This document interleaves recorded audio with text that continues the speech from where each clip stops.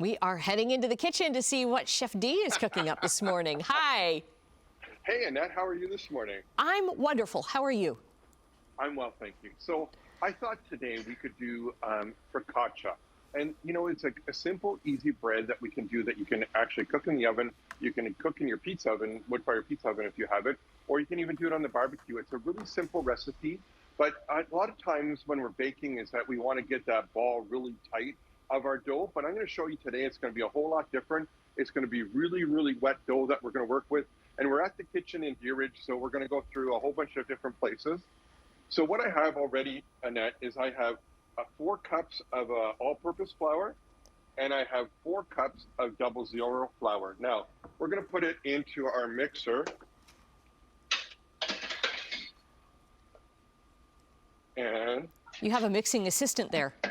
That is a big mixer. It's a big mixer, you know. Again, industrial size. This is where we make all our pizza for our places here at the golf course and of course at Fired Up. And then I'm going to put in 2 tablespoons of salt. And then now this is where it's going to be a little bit different because what happens with this dough is you want to kind of put it in your refrigerator for 12 hours so it ferments even more with the yeast. So we're going to add in 1 bottle of IPA. So this is a beer batter then? Yeah, it is. Mm-hmm. So Now, do you have to add in additional yeast, or is the yeast from the beer going to? Yeah. No, we're going to add in additional yeast. I have right here, which is percolating and doing its thing. I'm going to show you right here, Annette, as you can just see what the yeast is doing here. Yes.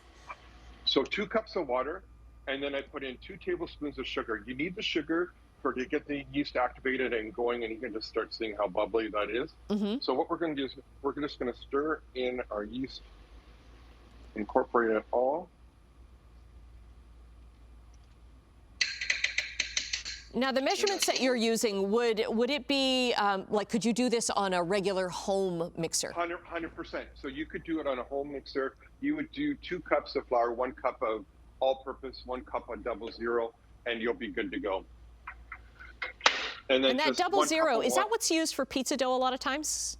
100%. That's what's used for pizza dough. It's also used for when you do pasta, homemade pasta, and away we go. So now we're going to let that go for about, we will not have enough time that it's going to mix. It's going to incorporate for about 5 minutes. So, but with the magic of TV and me being up really early, but not as early as you today. How early did you get up today? 4:30. Oh, okay. I was already finished my breakfast then. Oh, that is a good piece of dough. Right. So now we've let this go overnight, and the secret too is, I'm just going to show you this too, and that is that you want to make sure that your bowl is greased. I just put a little bit of the spray, cooking spray, oil. Yeah, 100%. You think I could say that?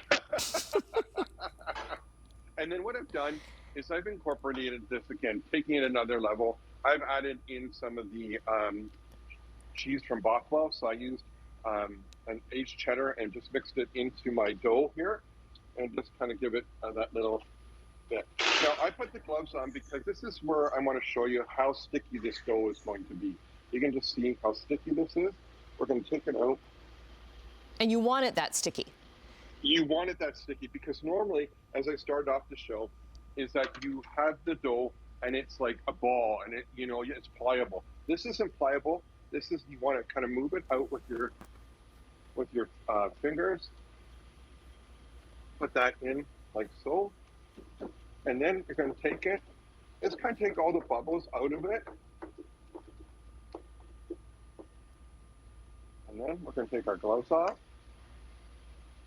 Add some tomatoes. And these are just fresh roasted tomatoes because, as we all know, tomatoes are starting to come in off our gardens. Oh, this is going to be good. So they're telling me we've got 30 seconds left. Okay, then we're going to come back over here. We put that in the oven for about between 35 and 45 minutes.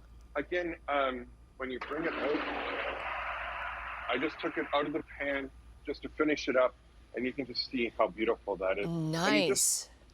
Just tap it. That's awesome. I've never thought about making my own focaccia before, but you've made it look easy. So we're going to get the link up to all your socials for people who want to look for the recipe, including myself. It'll be up at chch.com. See you soon. Thanks.